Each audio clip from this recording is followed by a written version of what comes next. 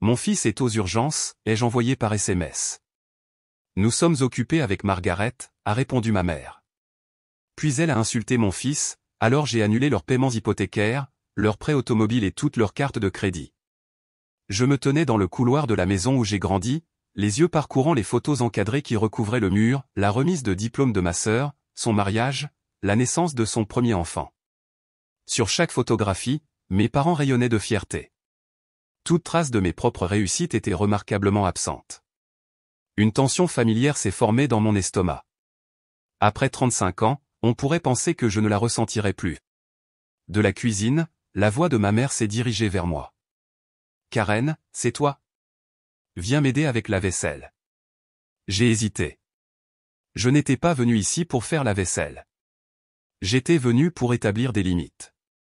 En entrant dans la cuisine, j'ai trouvé ma mère en train d'arranger rapidement un plateau d'amuse-gueule pour la fête de Margaret, bien sûr. Ma sœur venait d'être promue directrice de département dans une banque locale, un poste qu'elle a obtenu grâce aux relations de mon père. « Tu peux finir ça pendant que je vais me préparer ?» Elle n'a pas attendu ma réponse, essuyant déjà ses mains sur une serviette. « Ton père a pris les mauvais crackers. Margaret préfère les graines de sésame, pas les natures. » J'ai simplement hoché la tête et pris sa place au comptoir. Même histoire, occasion différente. Mon téléphone a vibré à un message de Sharon, mon ancienne belle-sœur, leur as-tu dit? Je ne l'avais pas fait. Comment annoncer à vos parents que vous les coupez financièrement après des années à les soutenir? Comment expliquer que leur seul petit-fils a récemment terminé un devoir sur l'arbre généalogique et ne les a pas inclus? La porte d'entrée s'est claquée. Des pas lourds se sont approchés. Karen a reconnu mon père, à peine me regardant. Où est ta mère? Margaret sera là dans 1 heure. Ma poitrine s'est serrée. Elle se prépare. Il a hoché la tête une fois avant de disparaître dans le salon sans autre mot. J'ai tranquillement disposé les crackers, me souvenant des innombrables fois où j'avais été debout dans cette même cuisine, aspirant à une approbation qui n'est jamais venue. Ma bourse d'études complète à UCLA, ma promotion au poste d'analyste senior, la naissance de mon fils, Marc, rien n'avait jamais suffi à détourner leur attention de Margaret. Elle avait toujours été leur enfant, miracle, celle qu'ils avaient eue après des années de fausses couches dévastatrices, la fille à laquelle ils avaient longtemps renoncé. J'étais juste la répétition, la tentative d'essai. J'ai passé toute ma vie à essayer de gagner ce qu'elle avait reçu sans effort, leur admiration, leur attention, leur fierté. Lorsque Justine m'a quitté pour une collègue il y a 3 ans, j'ai supposé que mes parents finiraient par intervenir. Leur fille, soudainement mère célibataire, avait certainement besoin de soutien. Au lieu de cela, ils se sont demandé si j'avais été la raison de l'échec du mariage. M'étais-je trop concentré sur ma carrière? Avais-je négligé mes responsabilités d'épouse? Ce ne sont pas eux qui ont offert un coup de main. Ce sont les parents de Justine, Sharon et Brian plus mes beaux-parents, mais toujours ma vraie famille. Ils sont intervenus. Ils ont récupéré Marc à l'école, l'ont gardé le week-end lorsque mon travail m'obligeait à voyager, l'ont comblé d'amour et d'attention. Pendant ce temps, mes propres parents étaient trop préoccupés. Jusqu'à il y a 6 mois, ce changement soudain m'a prise au dépourvu. Soudain, ils appelaient chaque semaine pour demander des nouvelles de Marc, nous invitaient à dîner le dimanche, proposaient de garder le bébé. Je voulais croire que cela signifiait quelque chose. Peut-être avaient-ils enfin réalisé ce qu'ils avaient manqué toutes ces années. Peut-être avaient-ils enfin décidé d'être présents en tant que grands-parents. Puis la promotion de Margaret a eu lieu, et soudain tout est devenu clair. Ils n'avaient pas changé, ils avaient juste besoin d'argent. Ma mère est retournée dans la cuisine, portant maintenant une nouvelle blouse que j'avais payée. « As-tu fini les amuse-gueules ? Margaret va arriver d'une minute à l'autre. » J'ai incliné la tête et lui ai fait glisser le plateau. Nous devons parler de quelque chose. Son visage a changé instantanément, l'enthousiasme se transformant en appréhension. De quoi? On peut attendre après l'événement? On pouvait, mais on ne le ferait pas, j'arrête toutes les contributions financières, ai-je déclaré, ma voix plus stable que je ne l'aurais pensé. Son visage a perdu toute couleur. Quelle contribution financière? Comme si elle n'avait aucune idée. Comme si je n'avais pas couvert leur prêt automobile pendant 5 ans. Comme si je n'avais pas pris en charge le coût du remplacement du toit l'été dernier, les taxes foncières, les vacances à Hawaï chacune d'elles. Mes mains tremblaient légèrement, mais je les ai appuyés fermement contre le comptoir. Le prêt automobile, les comptes de crédit, l'assurance habitation, tout. Elle m'a regardé, la bouche qui s'ouvrait et se fermait, cherchant des mots. Pourquoi ferais-tu ça? Après tout ce que nous avons fait pour toi. Un rire sec, sans humour, m'a échappé avant que je puisse le retenir. Oh, et qu'avez-vous fait exactement pour moi? Nous t'avons élevé. Nous nous sommes assurés que tu avais de quoi manger le minimum vital. Elle tentait de s'attribuer le mérite d'avoir rempli ses devoirs parentaux de base. Quand Justine t'a quitté, qui t'a réellement soutenu? Quand Marc était malade et qu'il devait aller à ses rendez-vous de suivi? Qui est intervenu lorsque tu as été promu? Qui l'a même reconnu? Pas eux. Jamais eux. Mon père est entré dans l'embrasure de la porte, les sourcils froncés. Que se passe-t-il ici? Ma mère s'est tournée vers lui, sa voix s'élevant avec indignation. Karen dit qu'elle nous coupe financièrement après tout ce que nous avons fait pour elle. Son visage s'est assombri. Est-ce à propos de cette situation? Nous avons déjà expliqué. C'est à propos de tout. Les mots ont jailli des années de déception, de négligence et de réalisation qui ont éclaté. C'est à propos de Marc qui appelle Sharon, grand-mère, parce qu'elle le traite réellement comme tel. C'est à propos de vous deux qui avez manqué son anniversaire pour aller en vacances chez Margaret. C'est à propos de moi qui ai besoin d'une intervention chirurgicale d'urgence et vous qui avez refusé de venir chercher votre propre petit-fils parce que Margaret avait un dîner il y a 3 semaines. Appendicite. J'avais été conduite aux urgences, à peine consciente de la douleur. Ma seule pensée cohérente était Marc, seul à la garderie après l'école, attendant que quelqu'un vienne le chercher. Mes parents avaient été mon premier appel, bien sûr. Nous sommes au dîner de promotion de Margaret, avait dit ma mère, l'agacement dégoulinant de son ton. Son père ne peut-il pas le récupérer? Justine était à Seattle avec sa nouvelle femme. J'avais à peine réussi à expliquer à travers le brouillard de la douleur. Eh bien, on ne peut pas partir maintenant. Margaret serait dévastée. Puis le coup de grâce, il est juste tellement exigeant parfois un fardeau. Mon enfant, leur petit-fils, un désagrément. Sharon, cependant, avait répondu immédiatement. Elle avait tout abandonné. Elle avait non seulement récupéré Marc, mais elle était restée à mes côtés à l'hôpital toute la nuit, réarrangeant les chaises de la salle d'attente pour former un lit de fortune où il pouvait dormir. C'est à ce moment-là que j'ai compris la distinction entre l'obligation et l'amour, entre le sang et la vraie famille. La voix de mon père m'a ramené au présent. Tu exagères. Nous ne pouvions pas quitter le dîner de Margaret. Tu sais combien cela comptait pour elle. Plus important que leur petit-fils, laissé seul et effrayé. Plus important que leur fille, conduite en chirurgie. J'en ai assez, ai-je dit, ma voix calme mais ferme. Plus de soutien financier. Plus de semblant. Vous n'avez pas le droit de m'utiliser quand cela vous profite et de me rejeter quand ce n'est plus le cas. Le visage de ma mère s'est affaissé, non pas de remords, mais de calcul. Le paiement de la voiture est dû dans quelques jours, et les médicaments de ton père? Le nouveau salaire de Margaret pourrait le couvrir, ou il pourrait enfin puiser dans les économies retraite qu'ils ont accumulées pendant que je finançais leur style de vie. Plus ma responsabilité. La porte d'entrée s'est ouverte et la voix joyeuse de Margaret a retenti. Maman, papa, j'ai apporté du champagne. C'était mon signal pour partir. J'ai pris mon sac à main sur le comptoir. Karen, attends. La voix de ma mère s'est élevée dans le désespoir. Tu ne peux pas nous faire ça. Mais je le pouvais, et je le faisais. Je suis passé devant Margaret dans le couloir, attrapant le reflet de la confusion sur son visage. Karen, je ne savais pas que tu venais à ma fête. Je ne l'étais pas. J'étais seulement venu retirer mon dernier investissement émotionnel, les dernières traces de soins pour des personnes qui ne m'avaient jamais vraiment vu. Félicitations pour ta promotion, ai-je dit, la sincérité dans le ton. Les réussites de Margaret n'avaient jamais été le problème, le vrai problème avait toujours été l'incapacité de nos parents à reconnaître leurs 2 filles. Un éclair d'incertitude a traversé son expression. Merci. Tu pars déjà? J'ai brièvement hoché la tête, ne voulant plus me fier à ma voix. Laissez-les fournir des explications. Laissez-les faire face aux conséquences de leur propre choix. Le chemin du retour était surréaliste, comme si je dérivais dans un brouillard. Des larmes ont jailli, mais elles ne provenaient pas de la tristesse, elles provenaient du soulagement. Le poids que j'avais porté pendant des années m'efforçant constamment d'obtenir un amour qui aurait dû être inconditionnel avait enfin été soulevé. Marc était chez Sharon. Mon ancienne belle-mère avait envoyé des photos de lui, couvert de farine à pâtisserie, la joie pure se reflétant dans ses yeux, le bonheur dans chaque image. Amour.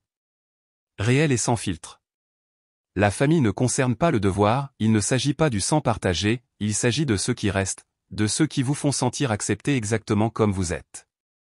3 mois se sont écoulés, pas d'appels téléphoniques, pas de messages manipulateurs, un silence absolu. Puis, un mardi après-midi ordinaire, l'écran de mon téléphone s'est illuminé du nom de ma mère. Mon doigt a plané sur le bouton de refus, mais la curiosité a gagné. J'ai décroché. Karen, m'a-t-elle adressé d'un ton raide, chaque mot soigneusement choisi. Nous devons parler de cette situation. La situation signifiant leur difficulté financière sans mon aide. Il n'y a plus rien à discuter. Un silence. Puis sa voix, empreinte de ressentiment, Margaret refuse de nous aider. Elle dit que nous devons apprendre à gérer nos propres dépenses. L'amertume dans son ton était impossible à manquer. La voiture a été saisie hier. L'hypothèque est en retard de 2 mois. Pas mon problème. Plus maintenant. Je suis désolé d'apprendre ça, ai-je répondu, et une petite partie de moi l'était vraiment, la partie conditionnée à croire que leur confort, leur bien-être, était ma responsabilité. Tu ne peux pas nous abandonner comme ça. Nous sommes tes parents. Lien biologique, pas soutien émotionnel. Ils n'avaient jamais rempli le rôle de parent de la manière qui comptait. Je dois y aller. Marc a un entraînement de foot. Karen, j'ai raccroché, bloqué le numéro. De l'autre côté de la cuisine, Marc était intensément concentré sur son projet scolaire, un arbre généalogique. Ça va, mon chéri, ai-je demandé, me penchant. En haut, il avait dessiné Sharon et Brian, étiquetés, grand-mère et grand-père. En dessous, maman et papa, étaient écrits sous mon nom et celui de Justine, et en bas, lui-même. Pas de Margaret. Pas de grands-parents maternels. Avec précaution, j'ai demandé, c'est tout le monde dans notre famille. Il a hoché la tête avec certitude. Ceux qui nous aiment. Simple. Profond. Vrai. Ce soir-là, après que Marc se soit endormi, je me suis assise sur la véranda arrière avec un verre de vin. Une brise fraîche a caressé ma peau pendant que je méditais sur l'héritage, pas la richesse, pas la propriété et l'héritage émotionnel transmis de génération en génération, les croyances qui nous ont été inculquées sur l'amour, la valeur, les relations. Mes parents avaient hérité de leurs propres blessures, de leur propre idée imparfaite que l'amour était quelque chose de gagné, que les enfants étaient redevables à leurs parents plutôt que chéris par eux. Mais les cycles ne doivent pas se répéter, les schémas peuvent être réécrits. Marc hériterait de quelque chose de différent de moi, la vérité inébranlable que l'amour n'est pas une transaction, que la famille est choisie, que le plus important est simplement d'être là. Mon téléphone a vibré avec un message de Sharon, Brian fait son célèbre chili ce dimanche. Vous et Marc venez? Un sourire a effleuré mes lèvres lorsque j'ai répondu, je ne le manquerai pour rien au monde. C'était mon héritage maintenant, pas la culpabilité, pas l'obligation, mais le choix, le lien, l'amour donné librement, reçu de tout cœur. Pour la première fois de mon existence, je me suis senti vraiment abondante en ce qui avait une réelle importance. En regardant en arrière, je pouvais maintenant discerner le schéma avec une clarté absolue, la poursuite incessante, la lutte continue, le désir désespéré d'être reconnu. Mon sentiment de valeur avait toujours été mesuré par leur validation, ou plutôt, par son absence. Chaque étape avait été une supplication silencieuse, remarquez-moi. Occupez-vous de moi. Reconnaissez-moi. Les murs de ma chambre d'enfant avaient autrefois été ornés de certificats scolaires, de prix d'orthographe et de trophées de concours de mathématiques, tous accumulant la poussière tandis que mes parents assistaient avec enthousiasme aux matchs de foot de Margaret, à ses spectacles de danse et à ses cérémonies scolaires sans intérêt. Lorsque j'ai été accepté à UCLA avec une bourse complète, mon père s'était contenté de froncer les sourcils à la lettre d'admission. La Californie? C'est trop loin. Et qui est censé aider ta mère avec les tâches ménagères? Pas Margaret. Jamais Margaret. Elle était trop absorbée par le fait d'être le point central de leur univers. Je suis parti quand même. J'ai poursuivi mes études supérieures, j'ai fait carrière dans la finance et j'ai atteint un point où je n'avais plus besoin de l'aide de personne. Puis j'ai rencontré Justine, charismatique et sûre de lui, avec son regard chaleureux et une capacité étrange à me faire sentir comme la personne la plus importante dans n'importe quel cadre. Sa famille m'a accueilli instantanément à des rassemblements de vacances où mes pensées comptaient, des barbecues de week-end où mes paroles étaient entendues. Sa mère, Sharon, appelait simplement pour prendre des nouvelles. Son père, Brian, m'a montré comment changer l'huile de ma voiture. C'était inconnu, cette acceptation sans effort, cet intérêt sincère pour moi. Lorsque nous nous sommes mariés, mes parents ont trouvé des raisons de se plaindre de tout le lieu, la date, le menu. Margaret, qui était à mes côtés comme demoiselle d'honneur, avait semblé complètement désintéressée tout au long de la cérémonie. Mes parents sont partis tôt, citant le rendez-vous matinal de Margaret le lendemain. Les parents de Justine? Ils sont restés jusqu'à la fin, ont aidé au nettoyage et m'ont embrassé comme si j'avais toujours appartenu à leur famille. L'arrivée de Marc aurait du tout changé. Il était leur premier petit-fils, mais ils sont venus une fois brièvement, restant moins d'une heure. Ma mère l'avait tenu maladroitement avant de le lui rendre rapidement. Il ressemble à Justine, avait-elle remarqué, comme si cela justifiait d'une manière ou d'une autre sa distance émotionnelle. Sharon et Brian, cependant, avaient été différents. Ils apportaient des plats cuisinés maison, se portaient volontaires pour rester une nuit pendant ces premières semaines exténuantes et tenaient Marc pendant des heures juste pour que je puisse me reposer, prendre une douche et me sentir à nouveau humaine. Puis Justine est partie un SMS, pas même la décence d'une conversation en face à face. C'est Sharon qui m'a découverte recroquevillée sur le sol de la salle de bain, en sanglots, Sharon qui a fait une valise pour Marc, Sharon qui nous a toutes les deux accueillis chez elle pendant que j'essayais de gérer les débris de mon mariage. La réponse de mes parents? Un seul appel téléphonique. Le ton de ma mère avait porté quelque chose de dangereusement proche de la satisfaction. Les hommes n'apprécient pas les femmes qui privilégient leur carrière.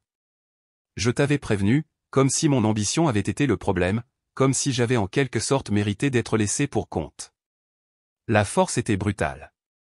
Justine s'est battue pour les actifs financiers mais ne s'intéressait pas à la garde, il aspirait à la liberté sans responsabilité. Sharon et Brian étaient pris au milieu, déchirés entre leur amour pour leur fils et leur déception face à ses choix. Tu fais toujours partie de la famille, Brian m'avait assuré avec une certitude inébranlable. Cela ne change pas Marc est notre petit-fils. Tu es sa mère. L'équation est simple. Simple pour eux, incompréhensible pour mes propres parents. Finalement, alors que les dépenses juridiques s'accumulaient, que la maternité célibataire, l'emploi à plein temps et la tension des procédures judiciaires devenaient accablantes, je me suis finalement tourné vers eux. J'ai demandé de l'aide juste temporairement, juste jusqu'à ce que les choses se stabilisent. Mon père a écrit un chèque à contre-cœur petit, à contre-cœur. Ne compte pas là-dessus. Nous ne sommes pas une institution financière. Pourtant, lorsque leur propre véhicule est tombé en panne le mois suivant, ils ont immédiatement contacté. Peux-tu couvrir ça? Juste une fois. Juste jusqu'à ce qu'on soit de retour sur les rails. Cette fois est devenue d'innombrables fois. Leurs demandes se sont multipliées, mes limites se sont estompées, et au fond, je me suis accroché à un espoir insensé et tacite que si je donnais juste assez, sacrifiais assez, ils pourraient enfin se soucier de moi comme ils se souciaient de Margaret. Pathétique. Transparent. Désespéré. Mais je n'ai pas pu m'arrêter, pas jusqu'à la crise, pas jusqu'à, il est un tel fardeau, pas jusqu'à ce que je reconnaisse enfin la vérité, il n'avait jamais été question d'amour, il avait toujours été question d'échange, et mon soutien financier avait simplement servi à acheter leur attention temporaire, jamais leur affection, jamais leurs soins sincères. Cette prise de conscience a brisé quelque chose au plus profond de moi, mais dans cette fracture, j'ai trouvé le relâchement.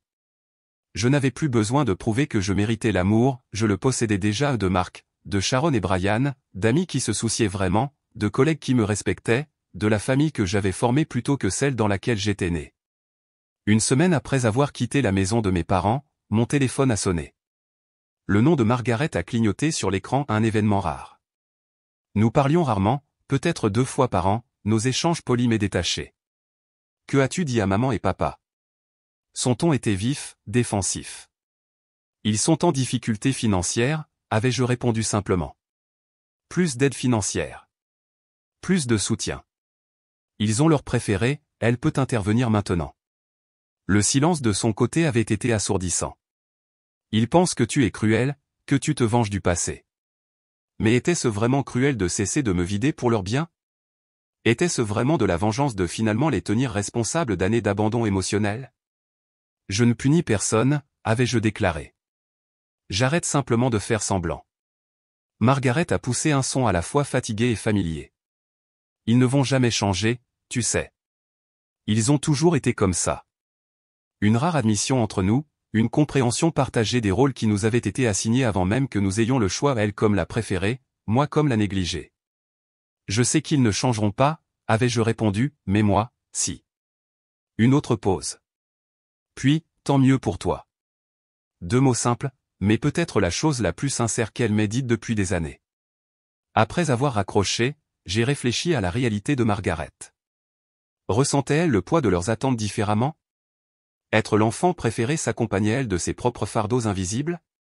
Cela n'excusait pas sa contribution à mon exclusion, mais cela m'a donné un aperçu des raisons pour lesquelles elle l'avait fait. Nous avions toutes les deux été jetés dans des rôles que nous n'avions jamais accepté de jouer. Aujourd'hui, des mois après avoir rompu les liens financiers, je commençais enfin à comprendre ce que signifiait la vraie liberté et non seulement la libération de l'obligation, mais la libération de la recherche d'approbation de personnes incapables de la donner. Ma valeur n'avait jamais été définie par leur reconnaissance, ma valeur n'avait jamais été liée à leur acceptation. J'avais toujours été suffisante, ils avaient simplement échoué à le voir. Marc s'est précipité dans la cuisine, me sortant de mes pensées. Maman, grand-mère Sharon dit qu'elle fait des spaghettis ce soir. On peut y aller maintenant? Grand-mère Sharon, un titre gagné non par le sang mais par l'amour, par la présence, par un million de petits gestes de soin. Bien sûr, mon chéri. Va chercher tes chaussures. Alors qu'il s'élançait vers la porte, un profond sentiment d'appréciation m'a envahi pour cet enfant brillant et résilient, pour la famille que nous avions construite par choix plutôt que par devoir, pour la sagesse profonde qui avait émergé des difficultés. Parfois, les leçons les plus précieuses ne proviennent pas de ce que nous héritons, mais de ce que nous apprenons par la douleur, l'envie de briser les cycles, d'être meilleur, de créer quelque chose de nouveau. Mes parents m'avaient montré exactement quel genre de mère, quel genre d'être humain, je refuse de devenir, et pour ça, étrangement, j'étais reconnaissante. Alors que je conduisais vers la maison de Sharon et Brian, Marc bavardant avec enthousiasme à côté de moi, j'ai senti quelque chose se mettre en place. Le voyage du désir d'approbation à la recherche de la paix, de la recherche de la validation chez les autres à sa découverte en moi-même, avait fait le tour complet. Le poids de l'héritage, les dettes émotionnelles, les schémas ancrés, les attentes étouffantes, je les avais portés trop longtemps, mais je les avais enfin laissés partir. Et ce qui restait était plus léger, plus pur, entièrement à moi, la famille, l'amour, l'appartenance, pas des transactions, pas des devoirs, pas des tentatives désespérées de prouver que j'étais digne, mais un choix intentionnel, délibéré, ancré dans la certitude tranquille qu'enfin, j'étais exactement là où je devais être.